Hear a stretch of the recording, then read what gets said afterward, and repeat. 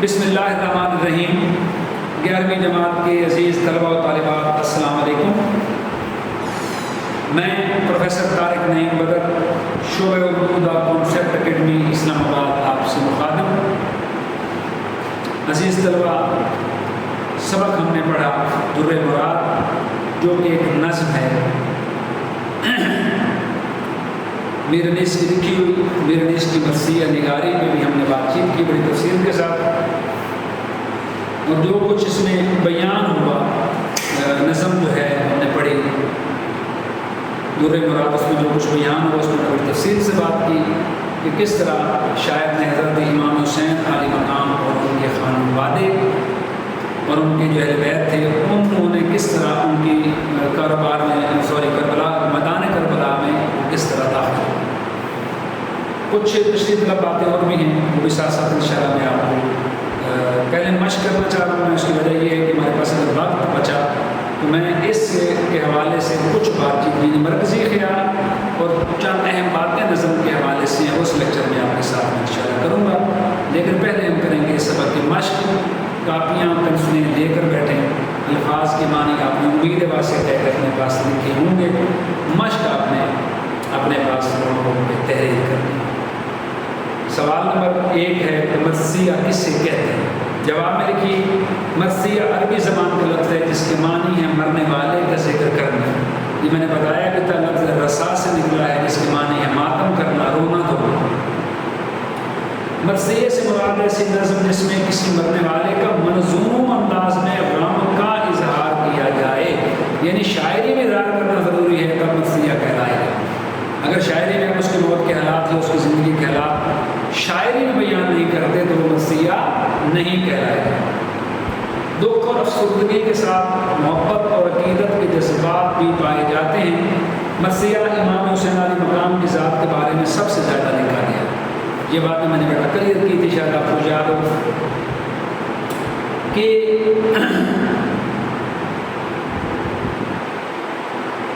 ایک عام کنسیپٹ ہے کہ مرثیہ صرف امام حسین علی مقام اور کربلا میں جو لوگ شہید کیے گئے ان کے حوالے سے لکھا جا سکتا ہے، تو یہ کنسیپٹ غلط ہے۔ مرثیہ کسی بھی مر جانے والے شخص کا لکھا جا سکتا ہے۔ سوال نمبر 2، شاہدین، کشتی، امت کا ناخدا، شہنشاہ سربلند، ان تمام تراکیب سے کون سی ہستی مراد ہے؟ شاہدین، جواب لکھیے شاہدین، کشتی، امت کا ناخدا اور شہنشاہ سربلند سے مراد حضرت امام حسین نواسہ رسول، جگر گوشہ بطول، امام حسین علی مقام مراد ہے۔ سوال نمبر 3، پایا در مراد پڑھی خاک چھان کے اس مصرے کی وضاحت ہے۔ جواب میں لکھیے در مراد کے لفظ معنی قسمت کا ہوتی ہیں۔ اس مصرع سے مراد یہ ہے کہ امام حسین اور ان کے ساتھی میدان کربلا میں پہنچ گئے ہیں، یہی ہمارے لیے در مراد ہے۔ یہ وہ موتی ہے جسے ہم نے بڑی محنت سے تلاش کیا ہے۔ یہ ہماری خوش قسمتی ہے کہ ہم نے اس شہادت گاہ کو پا لیا ہے اور یہ ہماری منزل ہے، یہی ہماری منزل مراد ہے۔ سوال نمبر 3، مندرجہ ذیل الفاظ کے جملے بنائیں۔ جواب میں لکھیے پہلا لفظ ہے خلد بری۔ خلد بری اعلیٰ ترین جنت کو کہتے ہیں، تو ہم جملے میں لکھ سکتے ہیں۔ یاد رکھیے جملہ آپ اپنی مرضی کا بھی بنا سکتے ہیں۔ اگر آپ کو لفظ کی سمجھ آ گئی تو آپ اس کے جملہ اپنی مرضی سے بنا سکتے ہیں۔ ایک چیز کا بیٹا خیال رہے کہ جو لفظ آپ کو دیا گیا ہے آپ نے جملے میں اسی لفظ کو استعمال کرنا ہے، آپ اس کے معنی استعمال نہیں کر سکتے ورنہ آپ کا جملہ غلط آ جائے گا۔ پاکستان میں وادی حمزہ خلد بری کی مانند ہے۔ آسان جملہ ہے، اس میں کوئی شک نہیں۔ جنت ہے، جنت کی مانند ہے وادی حمزہ، خوبصورتی کے لحاظ سے۔ سعادت نشان، خوشی کا نشان۔ کیپٹن کرنل شیر خان اپنے خاندان کے لیے سعادت نشان ثابت ہوئے۔ کیپٹن شیر خان اپنے خاندان کے لیے سعادت نشان ثابت ہوئے۔ آب بقا، آب بقا ایسا چشمہ حیات جس کے بارے میں یہ روایت ہے کہ جو شخص اس کا پانی پی لیتا ہے اس کو کبھی موت نہیں آتی، وہ ہمیشہ باقی رہتا ہے، ہمیشہ زندہ رہتا ہے۔ تو آب بقا آج تک کسی انسان کو نہیں مل سکا۔ جملہ بن گیا۔ ناخدا کے معنی کشتی چلانے والا، ملاح۔ میر انیس نے حضرت امام حسین کو کشتی امت کا ناخدا کہا. جملہ بنا سکتے ہیں. عنایت ملنا دینا اللہ تعالیٰ کی خاص عنایت ہے کہ اس نے ہمیں اشرف المخلوقات بنایا. پیدل پاؤں پہ چلنا. پرانے زمانے میں لوگ حج کا سفر پیادہ پا کیا کرتے. آج کے دور میں یہ بات بڑی حیران کو محسوس ہوتی ہے لیکن یہ بات سچی ہے. سوال نمبر 5 دوسرا مصرع بیان کریں. پہلا مصرع ہے پایا فروغ نیر دی کے ظہور نے. دوسرا مصرع لکھیے جنگل کو چاند لگ گئے چہرے کے نور سے. پہلا مصرع بستر لگاؤ شوق سے اس ارض پاک پر. دوسرا مصرع لکھیں چھڑکا ہوا ہے آب بقا یہاں کی خاک پر. سوال کا مصرع اکبر شگفتہ ہو گئے صحرا کو دیکھ کر. جواب کا مصرع عباس جھومنے لگے دریا کو دیکھ کر. سوال نمبر 6 صنعت حسن تعلیم بیان کریں. جواب میں لکھیے کلام میں ایسی کوئی بات کرنا یا کوئی وجہ کہ ہاں تعلیم علت سے ہے. یہ انشاءاللہ یہ کچھ اسباب میں رمائنڈر پڑھنے اور آپ کو گراؤنڈ آ جاتی زیادہ اچھا تھا. اسناد 18 کے قریب آپ کے سلیبس کا حصہ ہیں اور انشاءاللہ وہ ساری کی ساری میں زندگی رہی تو آپ کو ساری کی ساری بورڈ پہ سمجھاؤں گا. تھوڑی بات مشکل تھی یہ میں نے خود چھوڑ رکھی ہے. حالانکہ یہ ضروری ہے آپ کے سلیبس کا حصہ ہے لیکن چھوڑنے کا مطلب یہ نہیں ہے کہ ہم نے چھوڑ دیا اس کو. نہیں میں ویٹ کر رہا ہوں کہ اگر آپ کا سلسلہ ہمارا اکیڈمیز کا کالجز کا کھل جاتا ہے تو یہ چیزیں میں آپ کو بورڈ پہ لکھوا دوں. یہ بہت امپورٹنٹ چیز ہے. تعلیل کہتے ہیں علت کو وجہ بیان کرنا سبب بیان کرنا. کسی چیز کی ایسی وجہ بیان کرنا کسی چیز کا ایسا سبب بیان کرنا جو اصل سبب نہ ہو بلکہ شاعر نے اپنی شاعری میں خوبصورتی پیدا کرنے کے لیے وہ وجہ یا وہ سبب بیان کیا. اسے کہتے ہیں صنعت حسن تعلیم. صنعت کیا ہے؟ صنایع بدائع کسے کہتے ہیں؟ علم بدیع کیا ہوتا ہے؟ یہ ساری کی ساری باتیں سے متعلقہ ہیں لیکن فی الحال ہم یہ سوال کریں گے. یہ ساری باتیں انشاءاللہ تفصیل سے میں آپ کو سمجھاؤں گا. مثال ہے کہ سر جھک گیا فلک کا یہ عوج زمین. سر جھک گیا فلک کا فلک جھک کے زمین کی بلندی زمین بلند ہو گئی فلک جھک گیا یعنی وہ اس کو سجدہ کرنے لگا اس کے سامنے سر نگوں ہو گیا. خورشید محو حسن حسین ہو کہ خورشید کی معنی سورج جو ہے وہ جھک کر حضرت امام حسین علیہ مقام کا چہرہ دیکھنے لگا. یہ دونوں باتیں ناممکنات ہیں. ایسا ہونا ممکن نہیں ہے. جو وجہ بیان کی ہے سورج کے جھکنے کی یا جو وجہ بیان کی ہے آسمان کے زمین کی طرف جھک کے سجدہ کرنے کی یہ دونوں وجوہات ممکن ہی نہیں ہیں بلکہ شاید میں محض اپنی شاعری میں خوبصورتی پیدا کرنے کے لیے دونوں وجوہات جو ہیں وہ بیان کی. پیاسی جو تھی سپاہ خدا 3 رات کی ساحل سے سر پٹکتی تھی موجیں فرات کی. ساحل سے موجوں کا سر پٹکنا فطری عمل ہے. پانی زیادہ ہو جائے تو لہریں اس کناروں سے ٹکراتی ہیں.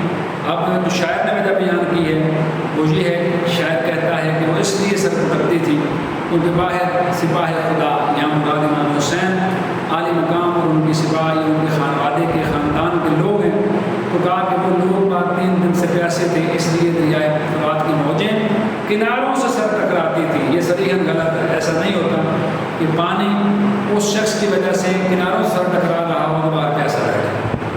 تو شاعر نے جو وجہ بیان کی ہے یعنی سر ٹکرانے کی یہ وجہ اصل میں وجہ نہیں ہے بلکہ شاعر نے محض اپنی شاعری میں خوبصورتی پیدا کرنے کے لیے یہ وجہ بیان کی ہے.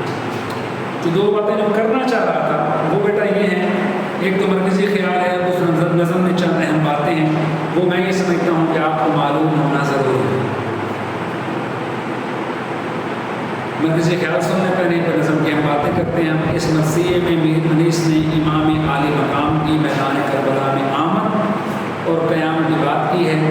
امام عالی مقام نے جب اس جگہ کا انتخاب کیا تو جہاں کے پہاڑ دریا شمس و قمر ہر چیز شاداں اور نوازاں تھی.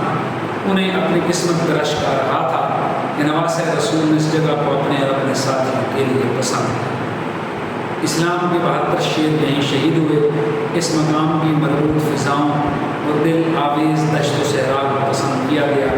اسی کرب و بلا کو در مراد کا حصول ممکن ہوا۔ اللہ تعالیٰ کی خاص فضل و کرم اور عنایت سے اس غضب کی ترائی میں اللہ تعالیٰ کے شیروں نے عظیم قربانی دے کر قیامت تک اس جگہ کو اپنے لیے پسند کیا۔ میرے حدیث نے اس مرثیے میں امام علی مقام کے جذبات اور احساسات کی ترجمانی کی۔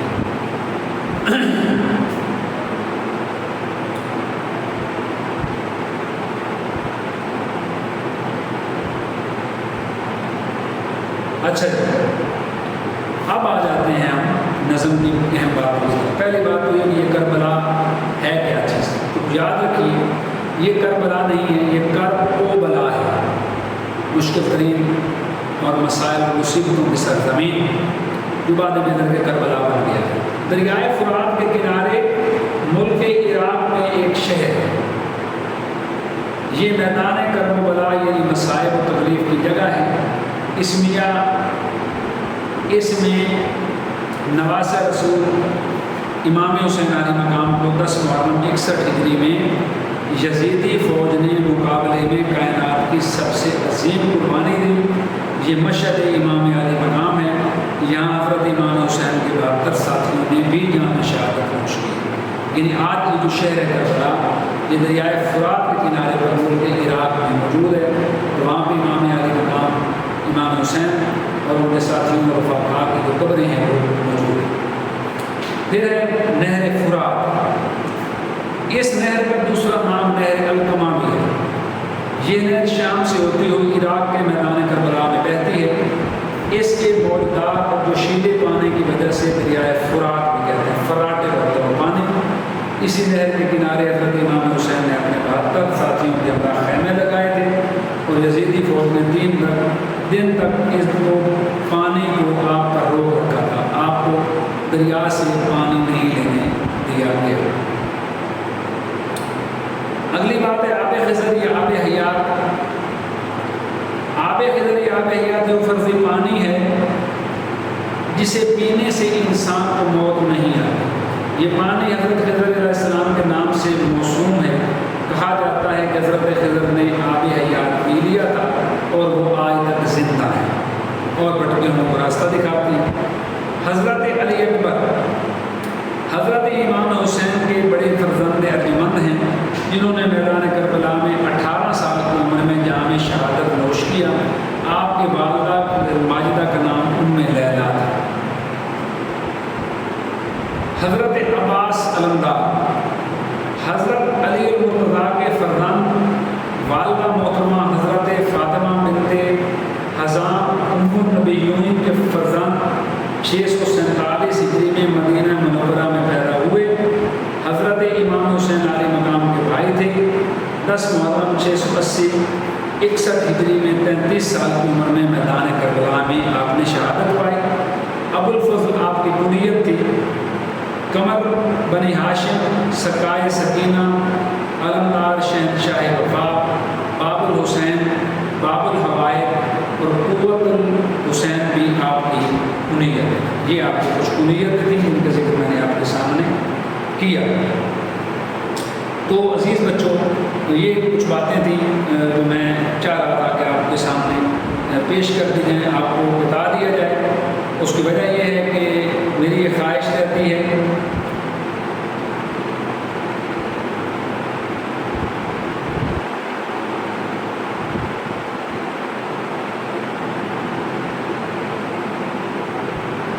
کہ کوشش بیٹا یہ رہتی ہے کہ ساری جو باتیں ہیں وہ اچھی طرح تک پہنچ جائیں۔